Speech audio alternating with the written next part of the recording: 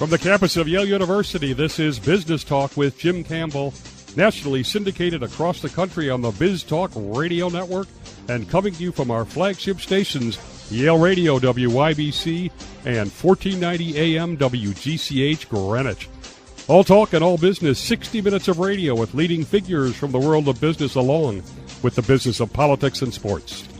A former advisor to the commanding generals in the Iraq War, returning to a Middle East in revolutionary turmoil inside the Arab world tonight on Business Talk with Jim Campbell. Emma Skye worked in the Middle East for 20 years. She was made an officer of the Order of the British Empire, OBE, for her service in Iraq.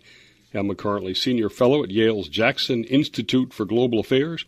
She was on this show for her last book, The Unraveling, High Hopes and Missed Opportunities in Iraq. Her new book is In a Time of Monsters, Travels Through a Middle East in Revolt, and she joins us at Yale graduation weekend down there. Hi, Emma. How you doing? Welcome back. Thank you very much. So tell me this. Who in their right mind to get away from things goes to the Middle East to travel by themselves? Well, someone who loves the Middle East. I think when you're, sitting in the United States, the Middle East looks so dangerous, so fearful. Yeah. The only coverage is terrorism and violence. And yet that is only a tiny part of the story.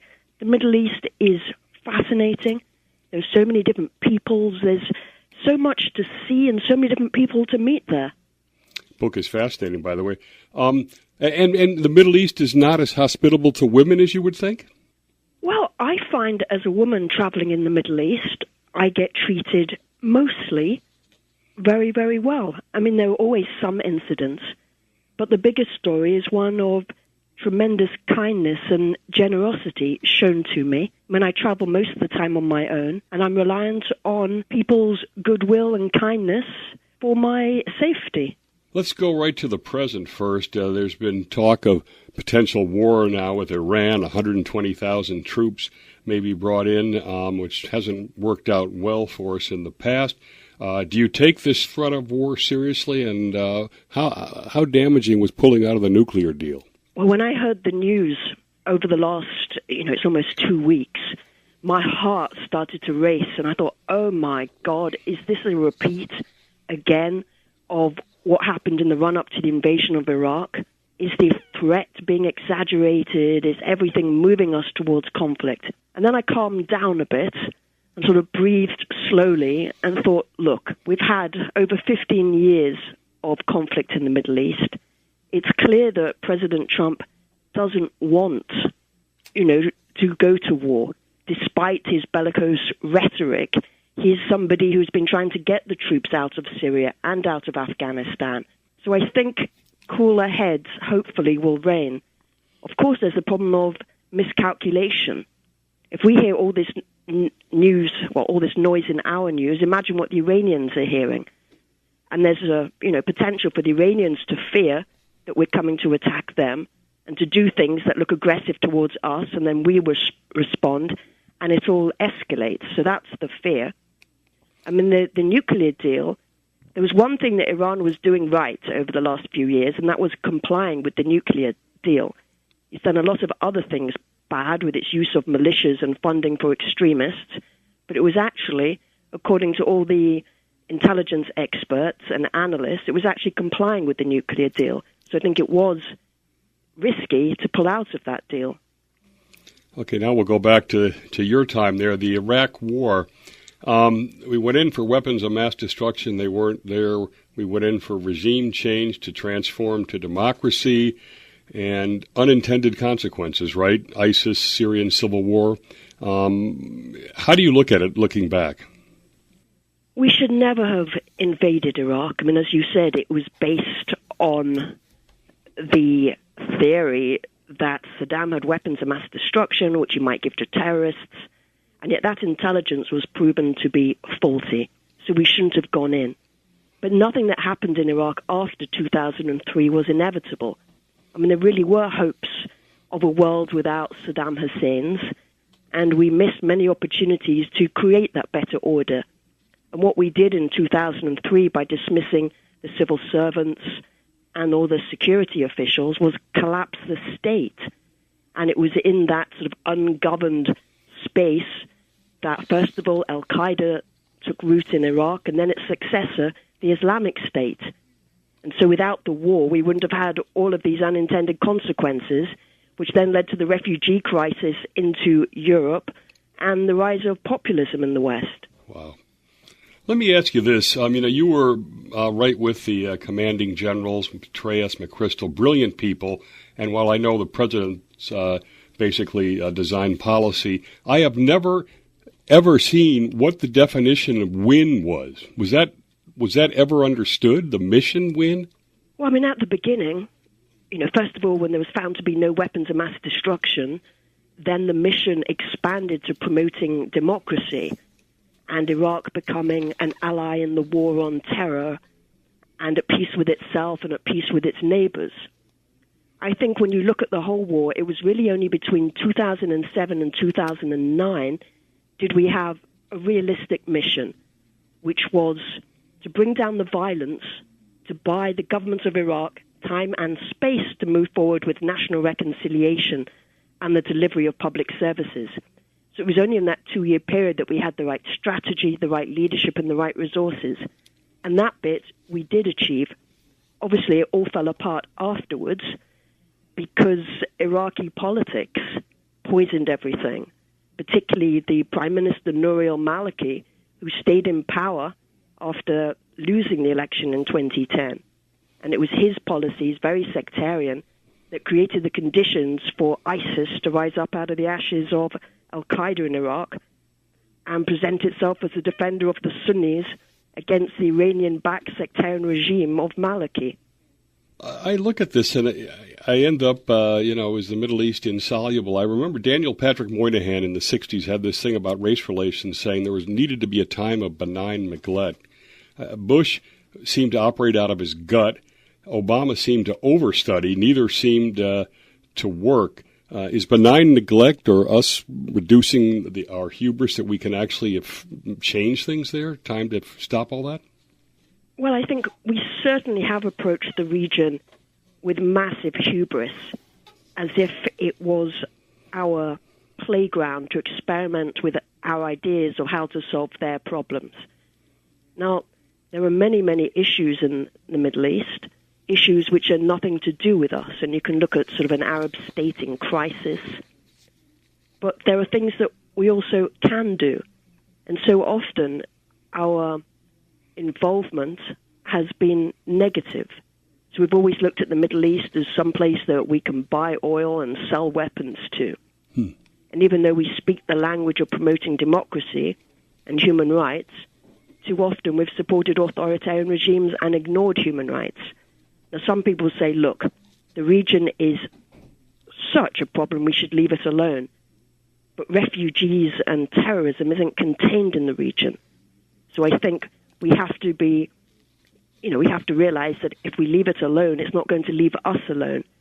So the question is how to engage, how to try and recreate a better balance of power in the region, because the Iraq War changed the balance of power in the region in Iran's favor.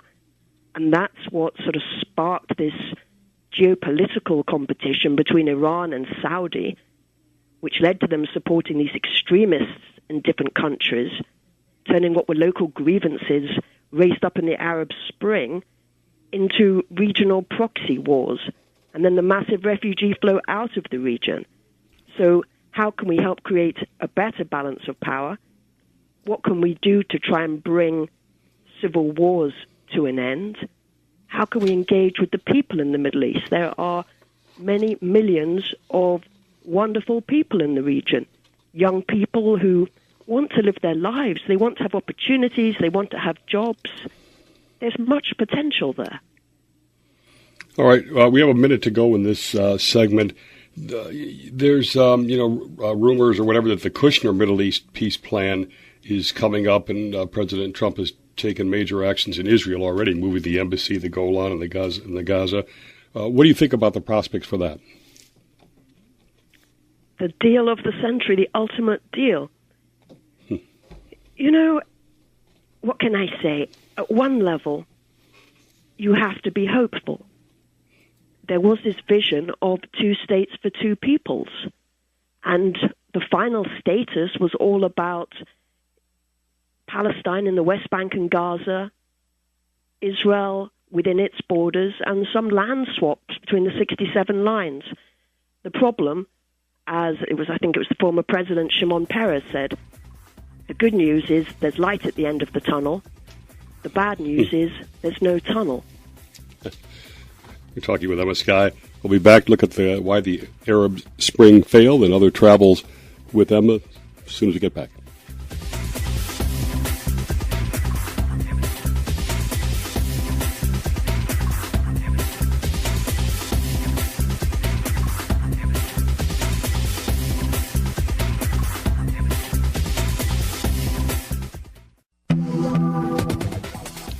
She was an advisor to U.S. generals in the Iraq War. We're talking with Emma Skye.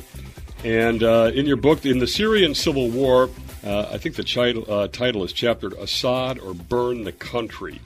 Does the West lack the will to remove a guy that's gassed his own people and forced 3 million folks out of that President Obama let the red line slip?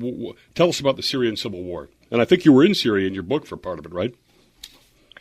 Yes, I was. I mean, when the Arab Spring broke out, I was very optimistic that at last something positive was coming to the region. And I was optimistic because the push for change was coming from within and not from external intervention. And so I went to Egypt and Tunisia, but my optimism went down when I got to Syria. Because in Syria, again, you had young people just wanting better government, wanting jobs. And there were some kids down in a town called Dera, which is south of Damascus, that had written on a wall some graffiti, "Sha'b yurid isqat an-nizam," which was the slogan of the Arab Spring, the people want the fall of the regime. And the local security officials there had arrested them. And while they were in detention, there were rumors that they were, they were abused. They had their fingernails pulled out. And this sparked more and more protests. And instead of Assad dismissing the local security officials or dismissing the governor, he went on the attack. And he accused the protesters of being terrorists. And they weren't. These were young, secular people at the beginning. But he wanted to say, it's me or the terrorists. That was the only way to look at the conflict. And what he did was he released the extremist jihadis that he had in his own jails, knowing that they would go and be active in the opposition. So he was very, very cynical. Wow. And I think right at the beginning, when I was there, leaders, including Obama, came out and said, Assad must go. And that created the expectation that the West was going to intervene in the same way as it was doing in Libya at that time.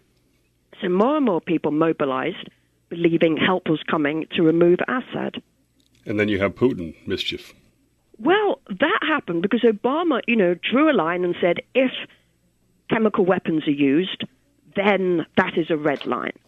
And chemical weapons were used. They were used in eastern Ghouta in August 2013, and 1,400 people were killed.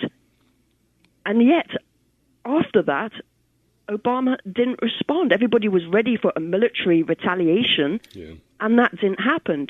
He grabbed the offer by the Russians to remove Assad's chemicals. And Assad got off scot-free. There was no punishment for using chemicals. And, of course, not all the chemicals were removed, and he went on to gas his people. And Putin saw what he interpreted as Obama's lack or his unwillingness to do anything about it. And then you see Putin strutting into the Crimea, knowing that there won't be any response. So Putin is really trying to undermine the West, undermine democracy. I mean, all the bombings that the Russians did in Syria was part of the reason that so many people fled the country into Europe. And Putin then looking, how can he undermine the European Union? He can undermine it by flooding it with refugees. He can undermine it by supporting far-right political parties and all the spreading of fake media. Just the whole thing. I just find it hard to believe that we would allow a guy that gasses his own people to stay in power.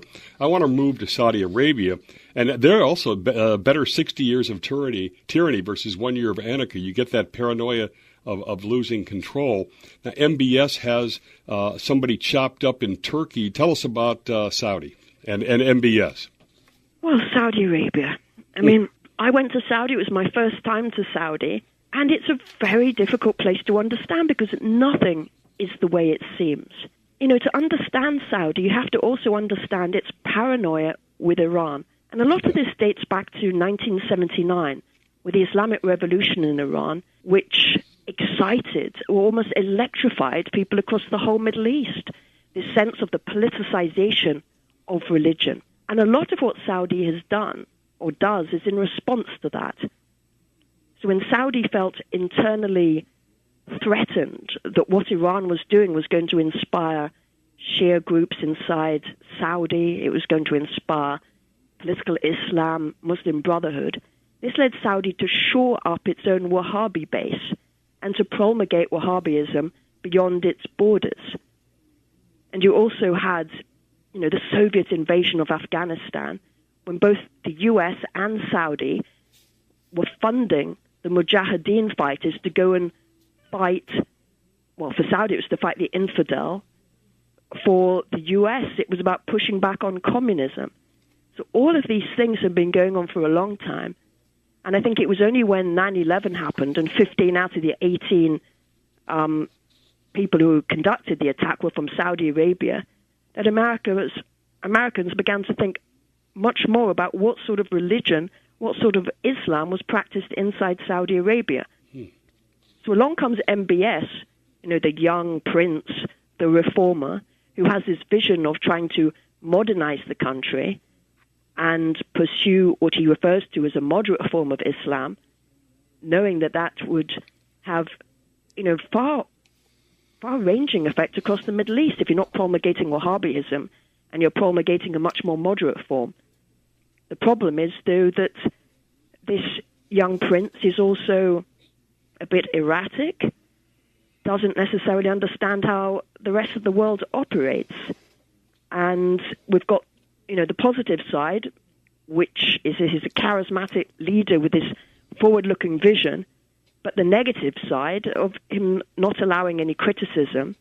So Jamal Khashoggi, the journalist who was horribly murdered after he entered the Saudi consulate in Istanbul, is one of the outcomes of this. Seems like no accountability either. Last couple of minutes, the overview. Why did the Arab Spring fail? I think each country is different, and you have to look at the circumstances there. But in short, it was easy to get lots of different groups to come together against the regime and to say what they didn't want. What was much harder was for these groups to actually think about what they did want, and that after the regime fell, how do you put forward a better alternative that wins support? In a place like Egypt, the Muslim Brotherhood was the only organized party, so it did well in the first elections, governed badly. A military coup then replaces it. The hope of the Arab Spring has been Tunisia, where when you look at Tunisia, for years there had been a very secular education which promulgated women's rights. And so in Tunisia, you saw a very active civil society. You saw women in all walks of life, female judges, female activists. In Tunisia, you also had a very small army that had never been politicized and had never been involved in the Arab-Israeli wars. And I think those different ingredients in Tunisia, with politicians who were willing to compromise, with Islamists who came into power and then gave up power. So Tunisia had all the ingredients there. The other countries, the counter-revolution powers, often supported again by the Saudis that you mentioned, and also by the Emirates, pushed back against change. Coming next, we'll dive deeper into some of these countries in the Middle East.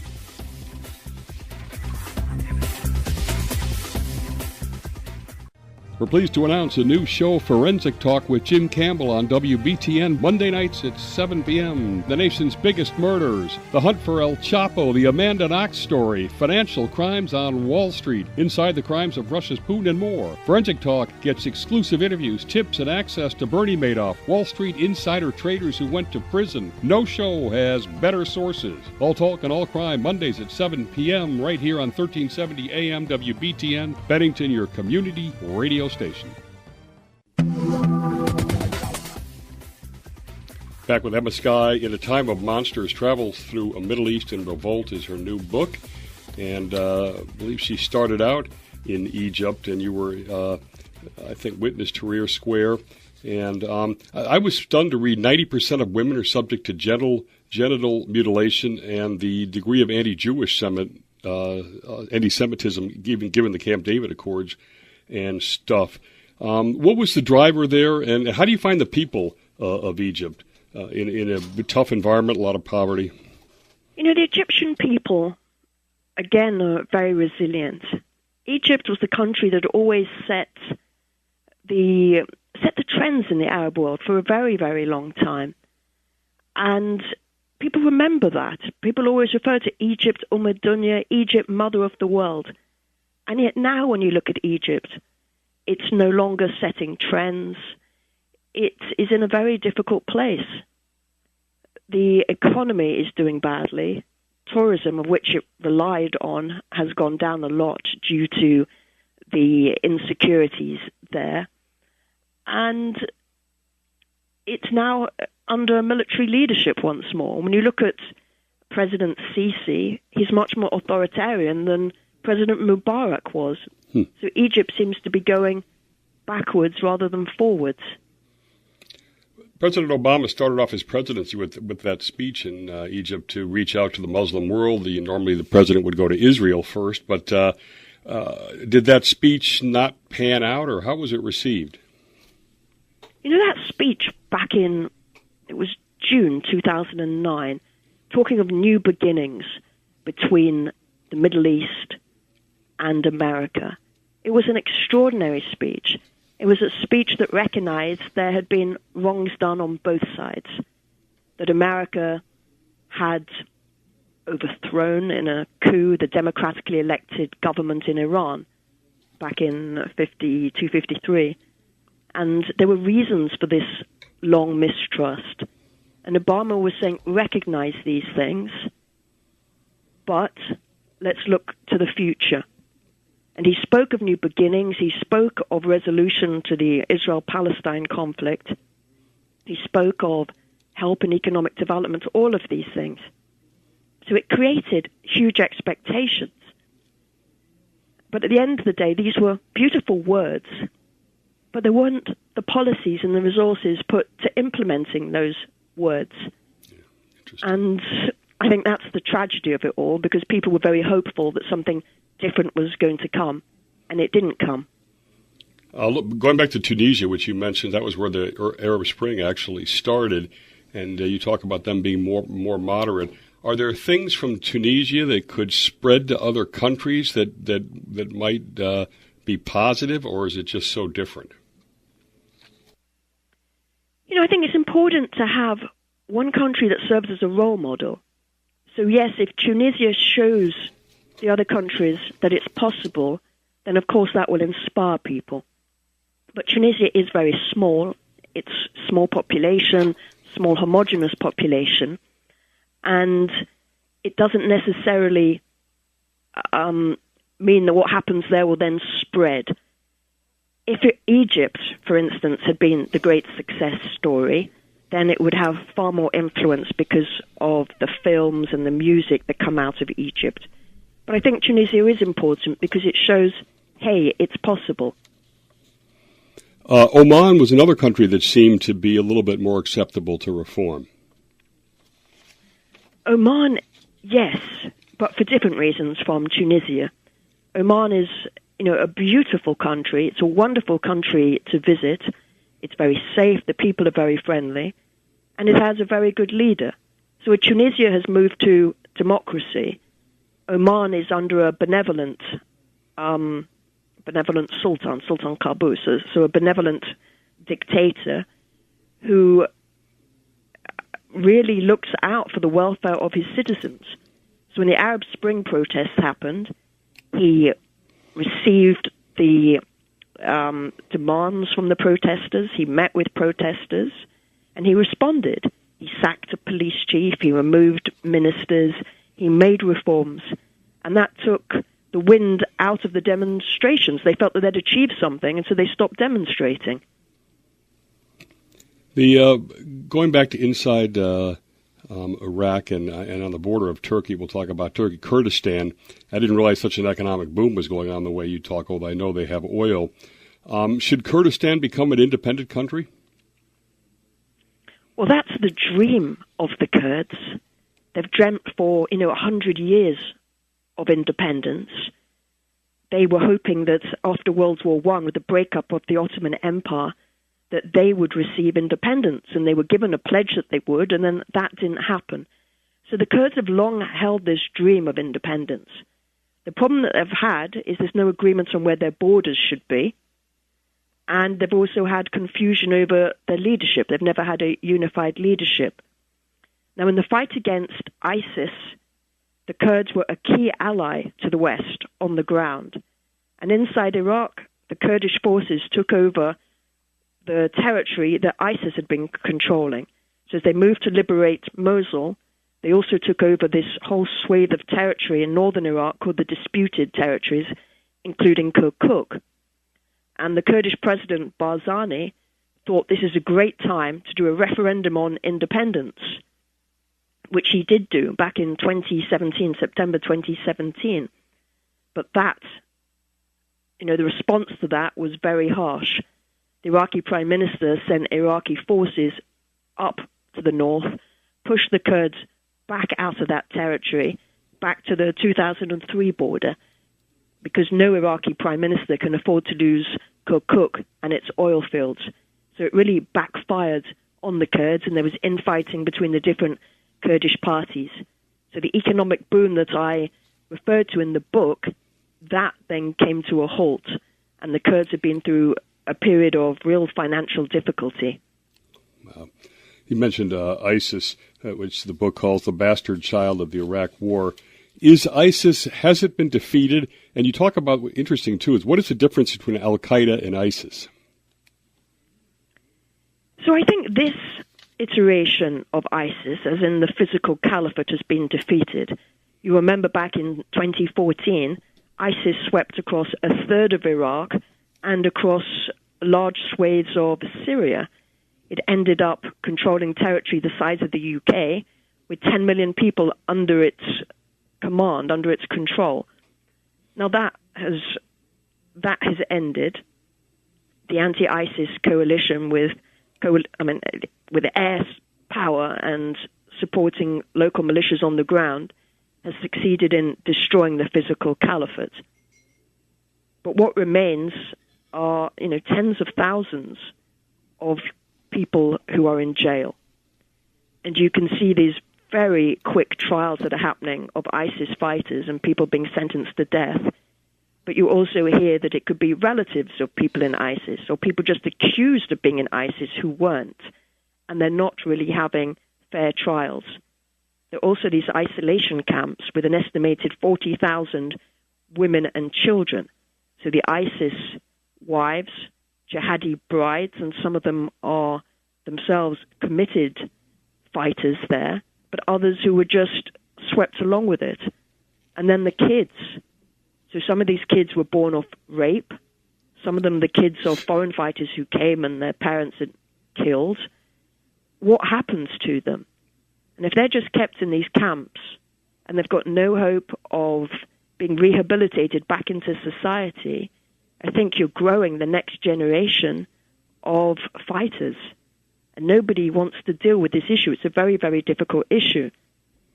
Meanwhile, around the world, you've got different groups that are kind of ISIS franchise that claim allegiance to ISIS. They might not get direct commands from ISIS, but they wave the ISIS flag. So, yes, the current iteration has gone, but what comes next could come out in lots of different forms. What are the differences with Al-Qaeda? Well, originally, they have very similar ideologies. But bin Laden, his view was to attack the far enemy in terms of the United States, because it viewed the far enemy, the United States, as supporting the dictators, the authoritarian regimes in the Middle East. So his plan was attack the far enemy, and that will stop them from supporting these regimes. ISIS, its strategy was to really go after the near enemy, so to set up the caliphate immediately, because it was only through controlling territory that they could impose Sharia law, Islamic law, but they imposed it in a way that it was imposed in the 7th century during the time of the Prophet Muhammad, rather than adapting it to modern days. We're back for our final national segment. Are we sleepwalking into World War III?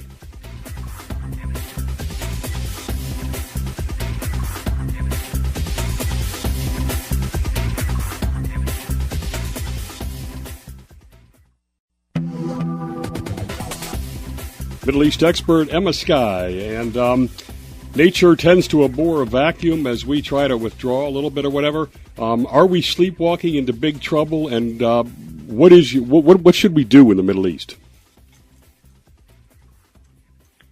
Well, I think, the world is changing, and it's changing rapidly. When you look back to the end of the Cold War, and there was all this hope of a new world order, that it was going to be liberal democracy from here on out. And I think what happened, it's almost America's triumphalism has crashed and burned in the Middle East. And we're seeing the end of Pax Americana. We're seeing the end of that order, that when America was the global hegemon. And I think the Iraq War was the catalyst. The failure to stop the bloodshed in Syria is the evidence of this.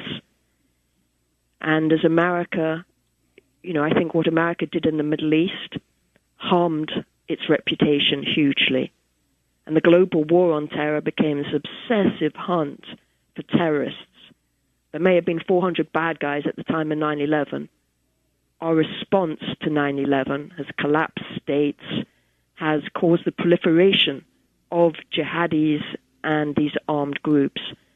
And we've created many, many more enemies than we took off the battlefield. And while this was going on, it has sapped America's reputation, also its resources. And in the meantime, the East has been rising. And I think now when you look at America pulling back from the Middle East, what that has done is created a vacuum that is being filled by these different actors. So you see Putin strutting around the region, you see China coming in, you see regional powers, whether it's Iran or Saudi, and you see a lot of these non-state actors in terms of ISIS and Al-Qaeda and different militias. Now, the Middle East has just become one of a number of competing spheres of influence. And I think these are the symptoms of us moving from a unipolar world that was controlled by America into this multipolar world that we're starting to see. Boy, what a description of the architecture of the world. That was brilliant. You talk about the need to reform our institutions. You call Brexit and Trump wrecking balls. What do you mean by reforming institutions? Well, I think a lot of what we're seeing, when I look at Brexit or Trump or even ISIS, these are symptoms of elite failure, elite arrogance, and they're symptoms of failures of governance. We had this period post-Cold War where we could have invested much more in our democracy, much more in our education and in our health, and we didn't. We assumed that capitalism would lead to trickle down, that all boats would rise, that everybody would benefit from this. And they didn't. And you look at elites in the West, that they use their money for outsized political influence. when you had the financial crisis, like 5-6 million people lost their homes in America, but none of the bankers went to jail. Yep. And I think all this made ordinary people feel that they didn't count, that they didn't matter, and that pushed them towards populist leaders who made everything sound very black and white. And I think we really have to look at our society and understand that it really is important that there is more justice, that these inequalities, the structural barriers that perpetuate inequalities, are addressed. If I move that structural inequalities to the Middle East for a second here, is the real issue there poverty? Is it Sunni versus Shia? Is it Iran versus Saudis? What's the dynamic? There are many different dynamics going on. Certainly there are a number of different dynamics. But if you look at the Middle East, you can look at elites. With all that oil wealth, what did they do to build their societies? Yeah. And so much of, became kleptocracy. So the elites took the wealth of the country and didn't use that wealth to help the people. And when you look at the Middle East, when you have such an oil-rich, or so many oil-rich countries, it means that people don't pay taxes. So you don't have this relationship between people and their governments. In America, you see many wealthy people who also don't pay taxes because they get around all the tax laws. So it is a problem of distrust between people and those who govern. We finish up. Where is the optimism? Where would you be optimistic? The optimism is in the youth. When you look in the Middle East, you can see young people who are more educated than ever before, who are more connected than ever before. They look at people in the West, they see the sort of lives that others are able to live, and they want to live those lives. People look towards Dubai. They don't look towards Daesh, towards ISIS. They want to live in societies that are governed well and transparently, and that they have economic opportunities. When are you going back next? Very soon, I hope. Really? Any purpose or focus? I think things are changing so rapidly there. I always want to go and see how people are doing, how are refugees doing in Turkey. Most of the refugees that have been pushed out of their countries, of Iraq and Syria, are actually still in the region. 1 million got to Europe, but many more millions are still in the region. And these countries are having to look at how to provide them with services, how to give them opportunities, how to ensure that they have hope for their future. Can you tell us for 1 minute, you were in the square when Rabin was assassinated? Yes. What was that like? 200,000 people sort of demonstrating and calling for peace, and it was the most amazing atmosphere. It was wonderful. And everybody was singing songs. Rabin was up on stage. And then he went off the stage and we went home. So we didn't know at the time that he'd been shot. It was only on the bus back, as everybody was going back to where they came from, that the news came through. Oh, wow. And it was the most devastating thing. I couldn't move for a week. I just sat crying for a week. Wow. It was extraordinary. It was like hope has been killed. Wow. Woo. What happens in Syria? Syria, you've got half the people of the country displaced from their homes, and 500,000 people killed, and Bashar al-Assad remains in power. And so it's very hard to see how that country can heal and how the circumstances will be set for all the refugees to return. It's going to take a very long time. And the book is really fascinating, and you get a real ground-level perspective, too, because you spend a lot of time with normal folks and folks that work in or around the government as well. It's Emma Skye, In a Time of Monsters, travels through a Middle Eastern revolt. It's been Business Talk with Jim Campbell. Get our podcast at iTunes, on YouTube, Park City Productions 06604. Thanks to Emma Skye from Yale. Thanks to our national audience for listening. We'll see everybody next Sunday on Business Talk with Jim Campbell.